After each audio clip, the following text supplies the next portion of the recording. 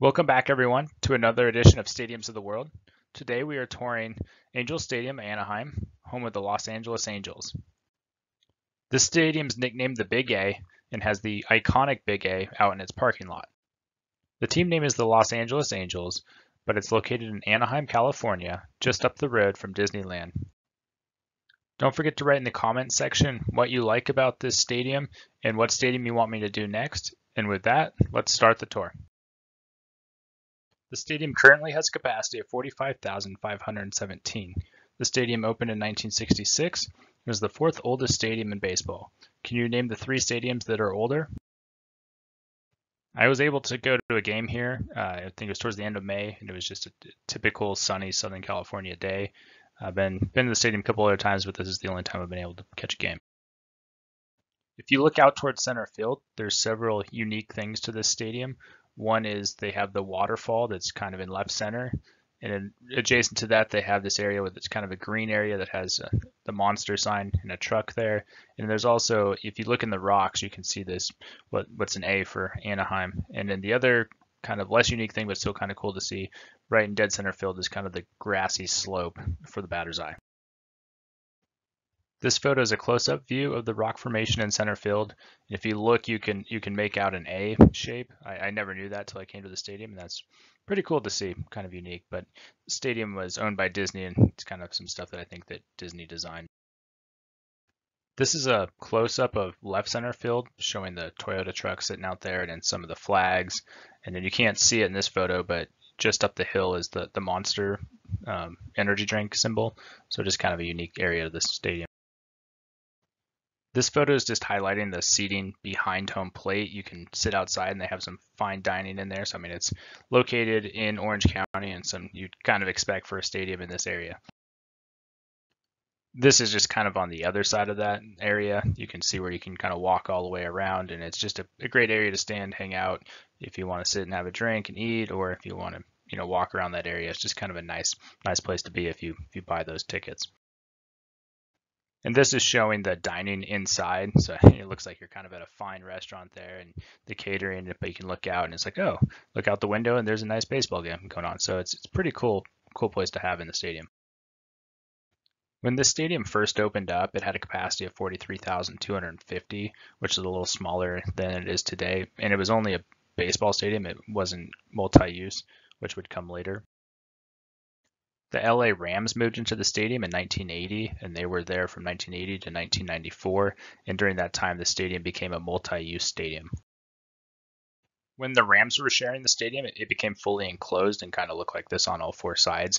And it brought the capacity up to over 64,000 for baseball games and over 69,000 for football games. Before the Rams moved into the stadium, they had this large iconic A that was in left field over the home run fence. And when they enclosed the stadium, this was forced to move. And where'd they move it to? Well, they moved it to the parking lot, which you can see in this photo, and it's stayed there ever since and kind of became an icon of Anaheim today. Some of you may know that in 1994 there was the Northridge earthquake, and when that hit this video board that you can see kind of in left field here, there was another video board over the grandstands, and that collapsed, which caused them to have to renovate the stadium, and they took out the seats in the outfield.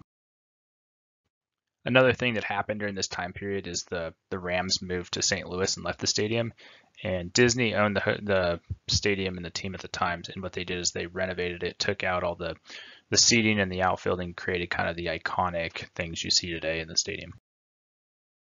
What they have today is really quite nice. Now you can walk around the whole outfield area. It's exposed. You can see the field, and you can kind of see the surrounding area of Anaheim. So it's just really nice what they've done with it. Something I noticed walking around the stadium is it's older and it's been renovated, but it has a very clean, inviting look to it. And when I think of Orange County, I think of upscale and things like that, and it seemed to go really well with the area. To go along with that, the food and drink options were very high end. They had, here you can see wine cellar and all sorts of stuff. So it was pretty cool to see what they did, kind of tying it into Orange County, and you felt like it belonged there. This is just another view of the concourse, and you can see in the back they have Johnny Walker. So, just again, high-end things you can get. You can get things like, it's not insanely high-end, but you can get things like Johnny Walker and not just your typical $16 beer that you may get at some other stadiums. For my drinkers out there, they also had a bar that you can see here that's located in center field. It gave views of the surrounding Anaheim and also gave views of the field. So I would definitely check that out if you're into checking out bars in a stadium.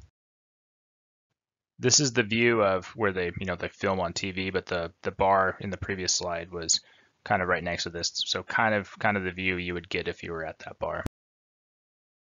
Given all the renovations this stadium has had and kind of the history, it's actually a nice steel stadium. It's not a bulky concrete stadium. With that being said, though, you can see it's showing some of its age here when you look at some of the steel framing underneath the upper deck. The way the seating's laid out, the lower level has some covered seating, which is very inviting on the hot summer days in Anaheim. It's not Arizona where it's 110 degrees, but that sun can get pretty brutal, especially out there for a couple hours. One thing that I always thought was kind of unique with the seating at this stadium was the seating right behind home plate that's sunken down below field level. You can see it here, and it's not quite as unique anymore. I know Cleveland Indians have a similar thing, and the Rangers' new stadium has something as well, but just kind of some cool seating, I think, to look at. Another feature this ballpark has is it has two large video boards, so it doesn't matter if you're on the left field or the right field side, you can look across and see a video board. So it's another positive to the stadium. And this is a view outside the stadium, just looking at one of those video boards and showing all the structural framing to support it. So I always find that pretty fascinating. So kind of a cool photo to see. Outside the ballpark at the entrance, they have these two large caps that have the Angels logo. And then on the ground level, they also have a full scale infield that has bricks, and there's every single opening day roster has the names on those bricks. So it's something to check out if you're going into the stadium, work your way over there. And even if you're not behind home plate, I would definitely recommend that. Every video, I like to show a photo of myself at the stadium, just kind of showing that I was actually there. Don't forget to subscribe to my channel, and don't forget to write in the comment section what stadium you want me to do next and what you liked about the stadium. Take care, and I'll see you next time.